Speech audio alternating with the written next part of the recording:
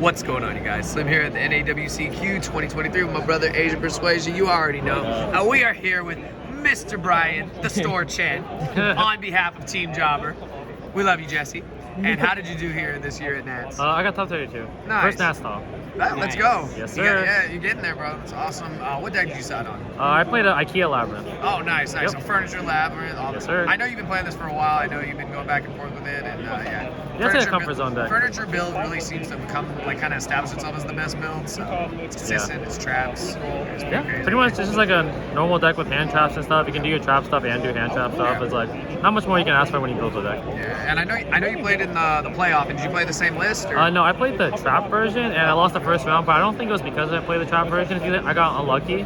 His Rise Heart banished basically all my ladies and lovelies, so that's why I lost game 3. And I don't think it was like the deck diff. I feel like if I could probably win 2 or 3 of them, like no problem. It's just like, you know, there's only going to be 2 people that make it, so it's, you know, someone has to, you know. Makes sense. But I mean, you locked in 2 prize cards, so it's pretty nice. Sir. It's pretty nice. But yeah, before we get into it, bro, what are your shout outs? I want to give a shout out to the people I flew with, roomed with, I guess. Ed, Kenny, Mar, Johnston, Arjun, the boys back home, Tom, Bruce, Gospel, Mark, Michael, my homies Jacob and Tina, my boy Brian for letting me leave his car at his place next to the airport very last minute. Not even kidding, like less than 24 hours before he plugged me, saved me $100 on the Uber. And then shout out to my favorite 2 Instagram baddies, Hune and iGumdrop. I told myself I would do it, but yeah. Nice. But yeah, that's pretty much it. Yeah. Awesome. Let's see it. All right, and then so for the main deck, I played a 3 Ari. This is your best starter pretty much next to Extravagance because it grabs anything except herself. Your Ku Klux plays are very strong because if you don't get ashed, you actually go +2 on your opponent because they lose a card and you get the big welcome back, so they lose another card eventually, and that's just off this plus like furniture alone, or this plus like Ku Klux or the big welcome labyrinth. So that's what's really good. But yeah, there's not much more to say about this. It's good in general. And then for the big girls, I played a Lovely, have to play it, worst card to draw, and Lady, best card in the deck, but very bad to draw, but not the worst because you can still like use it to save your life, get your free normal trap cards, everything. But yeah, wanted to play a small package, so I wouldn't draw into it obviously. So yeah, worked out really well. Happy with it. And then for the IKEA cards, I played 3-3-1, obviously. This one's better for making Chaos Angel. This one is better because when you bounce trap cards, when you use your trap cards to bounce monsters on your opponent's turn, and you summon Stovey Torby, you're pretty much locked in to either using it or losing it forever when they attack into it. So having this in your hand just like gives you more options during the end phase to either grab the field spell, big welcome, regular welcome. So that's why I thought it was like equally good. You know, they all did their part, and this just lets you use trap cards whenever you want, get your free E-Rats, free punishments, everything. Yeah, best part of the deck. And I played hand traps, obviously. I played 3 Nibiru, 3 Ash Blossom, and 3 Impermanence. These are generically good. Brandon Fusion is one hell of a card. And then I played Nibiru because I feel like a lot of the cash players blind will make the Shangri-Ira plus the Arise Heart play, and this just hard punishes that. It's the best, like, if you're unsure about how a long tournament will go, this is probably the safest bet because a lot of decks do special summon, and if you have this in conjunction with Impermanence, is really good. And then you guys have probably seen it in like a million deck profiles. This plus the furniture, wipes the board, doesn't give him a token, everything. Just lovely card to have. So yeah, I just played 9. I feel like 9 was a lot still. It's not like a adventure, brave, DPE kind of format, so 9 is probably fine. You see 1 or 2, sometimes you win, you know. Yeah, it's usually like a deck diff this format, so I didn't think I wanted to play anymore. And then for the spells, I played the field spell and then 3 Extravagance. Sadly, I didn't open this as much. I think this is one of the only couple cards in my deck that isn't max rarity, so kind of disappointed I didn't get the CRs. But I drew it like probably like 6-7 times. Not too bad. It was really good every time I drew it. This is really good. I don't think it's right to side it because in grind games you want the option to be able to pop your opponent's cards to reset your Welcome Labyrinth and like re-access your engine. Because normal trap cards let you re-access the dead like level 8s and stuff, and then summon the dead ones from the hand also, and this just gives you free pop, non-targeting everything. So it like really gets a lot of people off their game and stuff, and it's like it's pretty free. If you have like welcome and dead welcome, it's like you just need something to like not like, you know, waste a turn with basically with the furnitures.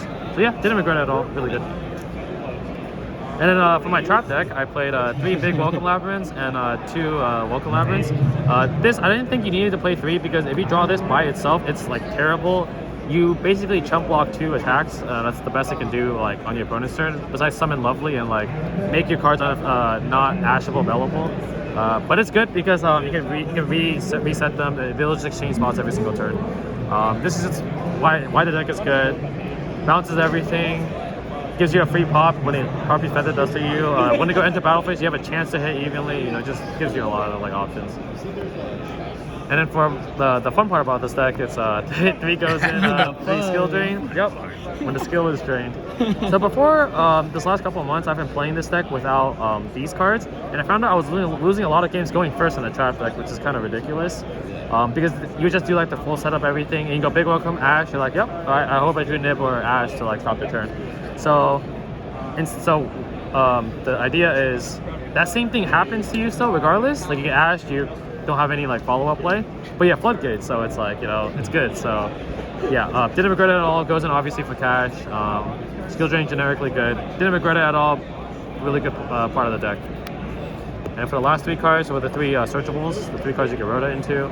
This was honestly probably my favorite one because you don't die, you out the tower cards, you send all the links, you can chain block like through like skill drain and stuff, like chain lady, chain this to block everything, bypass skill drain, and then yeah, it's a really good card. This is just good because it's 2 for 1, and this card was supposed to be really good. Didn't use it a whole lot. I think I used it once or twice the whole tournament, but it just outspells and traps like these out monsters, but these out supposed to traps and monsters. It only works if they have a monster, so if they go Rise Heart or like Shifter you, it's like kind of rough. But yeah, this is mostly for birth. It's like has other utilities also. But yeah, that's the main deck. Clean 40. And for the extra, I played 6 cards in my extra deck basically. So I played 3 Chaos Angel and 3 Muckracker. These are the only cards you really summon. This card's like super broken. You can make it with Stovey plus an 8. You can make it with Ari plus 2 Shangs. Post side, you have extra ways to summon it because you can go Bistro plus Ari. Just a ton of ways to summon it. It's not once per turn. You can just summon it, make Muckracker, summon it back, banish another card. It's 3,500, super strong. Most decks like can only pump out 3,000, and you have this is skill drain, you just win. This card's clutch because when Lovely dies, you almost never get to summon it back if you don't resolve your big welcome, and it just gives you options and stuff, so it's really good.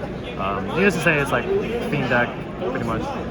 And this card never came up, but if it did come up, I'd be like, you know, like punching the air, you know, I'd be like, yeah, because I think one time, like while playing online, I was like, I had Lady, and then I drew Ash, and I'm like, man, if I played it, I was like down like 5,000 life, and if I played it, I would just won for sure.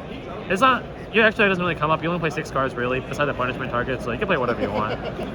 Just added it just in case. And then for like the punishment targets, Entis, 2 Garura, and Blacephalus. The reason I play 2 Garura is because a lot of the monsters in this game currently are not very strong unless they're Castro monsters. And I don't feel like you having an extra one to like not hit off the extravagance is like worth it, because like the draw will really make the difference against Castro, because your deck is just like fundamentally better at like re-establishing their board.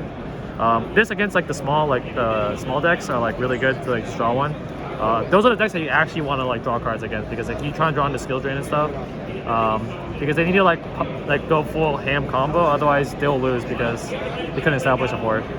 So yeah, that's the reason why I didn't play Super Poly, so it didn't matter, but didn't get screwed over by Extravagance because I didn't draw it super often, but still think it was the right move. These come up sometimes, pop Birth, pop Zeus if they don't realize it. If you draw Lovely, it's the biggest bait to like pitch a card to like, you know, pop a card. It's pretty good. When am I playing them again? I know last card is Paguska. Most of you guys are probably wondering why Paguska out of all the cards you could play. It's a Fiend. Welcome Labyrinth locks you into Fiends, and it's pretty good against Brandon. You summon it, you win. So, yep, that's pretty much it. Didn't play Zeus. Just gonna banish off Extravagance anyways, it just doesn't matter. And then for the side deck, so this is the reason why I topped, like no troll. I had to submit my same deck list for the playoffs as I did the main event. So I didn't do any like double checking homework or anything. I just played like, I just took like a deck and I just like typed it in online. So this deck actually has no out to a Rise Heart with Goliath under it, even though I'm a trap deck, which is kind of crazy. Even then, I only have 3 outs to a Rise Heart, which is kind of sad. I can't even out the Shangri-Era. So I don't play any kaijus, lava golems, fear mode, anything, Santa Claus, like none of that. So that was like the deck issue. But I played one cash the entire tournament, but I won the dice roll, flooded him out game 1 and 3. Oh, nice. So that is why we're here today at top 32. Let's go. Yes, sir. So I played one Medora. This can literally be anything. This is probably should have been Gamma Seal, but I couldn't think of it because I was like so rushed in my deck list. Sided in 7 times against Pearly, Tier Limit, everything, branded, whatever. Never drew it. It's a 1-up, obviously, wasn't expecting to. Better stats than Kelda, that's why I played it. But if you get to resolve it, it's cool. I guarantee you it's really cool. And then I played Bestials. This is for like the Live Twin decks. Dragon Link is really bad matchup. I actually lost to the same person twice in Swiss and in Top Cut. He was pretty creepy with this deck, but I got dusted game 3. He told me first time he drew dust for the entire tournament too. So I'm like, god damn it. And then yeah, so the Bestials are really good. You can make the Chaos Angel with the RE. Most people play 3 Magna, 1 Druis, but I decided to play Baldrake because I wanted an extra layer of interruption in case I nip them before and they could still play.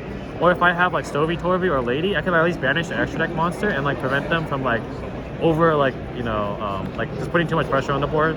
And it didn't come up, but that was the reason why. Also in testing, I kept drawing these 2 together, and I'm like, I just want a +1, man. If I'm summoning Magna no effect, dude, I'm not playing like anything else. But yeah, it was pretty good though. Definitely a good part of my deck. Thurigeki, this is the out to the Rise Heart. Yeah, hopefully they don't have Prosperity to put Goliath under a Rise Heart. But it won me again. It won me round 1 of day 2. Basically Vanquish Soul, and that deck has no protection. Yeah. So you start the Thurigeki, everything's gone. If they don't have Continue, you just like push hella damage basically. So yeah, it was pretty good. Classic LOB card, first set ever, still play, crazy. Nice. And then 1 Call by the Grave. Ash Blossom's pretty good, as I went over earlier. Sometimes your tournament experience just ends because they asked you. Every time I drew this card, I'm not kidding, I got dusted 2 times the entire tournament. Both times I had Call by and a Welcome set, Activate Welcome.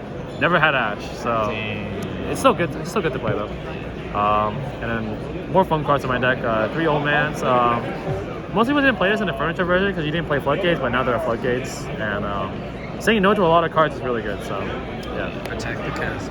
Yep. Lightning Storms at 2. 1 Duster. So now we have a card for each of those cards now. So yeah. Before it was 3 to 4, but now we're in there. And the last 3 cards are the 2 Viruses and then Dimensional Barrier. Special. This is for this is for Branded and then Pearly, but you don't lose those. You don't lose those decks anyways. Sometimes Branded because they just like overwhelm you. This is good because sometimes they lose their whole hand. Sometimes they have 5 monsters, but it's pretty good. And this one, this is better than Deck Devastation. For those of you who don't know. Deck Devastation only hits Wakashi and hand traps, while this one hits pretty much everything else. Also, you could also tribute Ariana with it, so in case you get stuck like with the Welcomes getting ashed or something, then you can still tribute Ariana and have a chance to like blow them out. And if you play against the 1 Flu guy, then you cook them because they don't play hand traps. So yeah. Yeah, that's pretty much it. That's the deck. Happy I got the 2 prize cards, and then good tournament experience overall. Everyone I played was like really nice. Yeah. Awesome. Well, you played a lot of Yu-Gi-Oh this weekend. Walked away with 2 prize cards. I think is pretty good. Another top in the. Another top. Like I said, your first Nats top, so first of many. You already broke the bubble with it. So awesome to see, man. Always a pleasure to have you on the channel, and thank you for the deck. Cool. Thank you.